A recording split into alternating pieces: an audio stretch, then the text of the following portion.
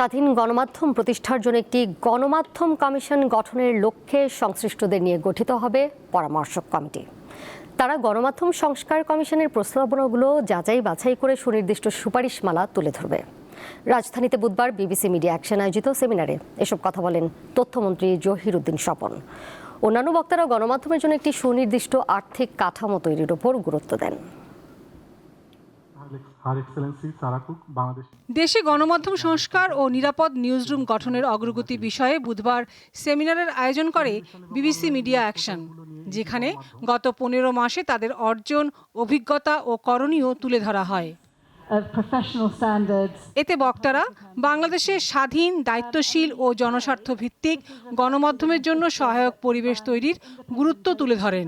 বলেন, গণমাধ্যমের নৈতিক মানোন্নয়ন, নিরাপদ কর্মপরিবেশ নিশ্চিতকরণ এবং পেশাগত সক্ষমতা বৃদ্ধির মাধ্যমে একটি শক্তিশালী ও বিশ্বাসযোগ্য সংবাদ মাধ্যম গড়ে তোলা সম্ভব। আমাদের নিজেদের দায়িত্বটা অনেক বেশি। শক্তিশালী ও কল্যাণমূলক গণমাধ্যম প্রতিষ্ঠায় সংবাদকর্মী ও প্রতিষ্ঠানের জন্য টেকসই আর্থিক কাঠামো তৈরির পরামর্শ দেন সাবেক গণমাধ্যম সংস্কার কমিশনের প্রধান।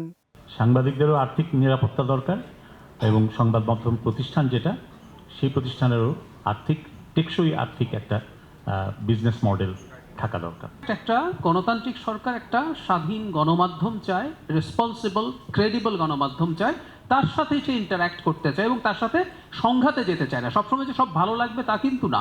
মন্ত্রী মহোদয়ের কাছে আসতে চাই। তথ্যমন্ত্রী বলেন, বর্তমান সরকার জবাবদিহিতার মধ্যে দিয়ে যেতে চায়। যখনই সরকার সম্পর্কে অভিযোগ করি, আমাদের খুবই পরিচিত অভিযোগ এবং বেশিরভাগই সত্য অভিযোগ। মালিকদের বিরুদ্ধে সাংবাদিকদের যে অভিযোগ, সেগুলি কি তাও আমরা জানি। আবার একই সঙ্গে সরকার এবং মালিক উভয় পক্ষে গণমাধ্যমকে নিয়ন্ত্রণ করার তার যার স্বার্থে সেই সুযোগে সাংবাদিকতার নামে একটা অপসাংবাদিকতাও যে চলে, ক্লায়েন্ট অ্যান্ড প্যাট্রন রিলেশন তৈরি হয়। অতএব সমস্যাটা কিন্তু একটা সামগ্রিকভাবে এই বাংলাদেশের গণমাধ্যমের ক্ষেত্রে একটা টোটাল ইকোসিস্টেমের প্রবলেম হিসেবে আছে।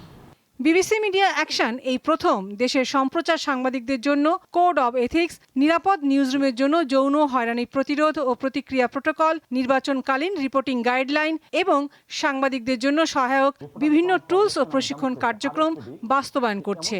বিধিবিধান আরোপ করা হয়েছিল, যেটি লাবণী গুহ, দীপ্ত সংবাদ, ঢাকা।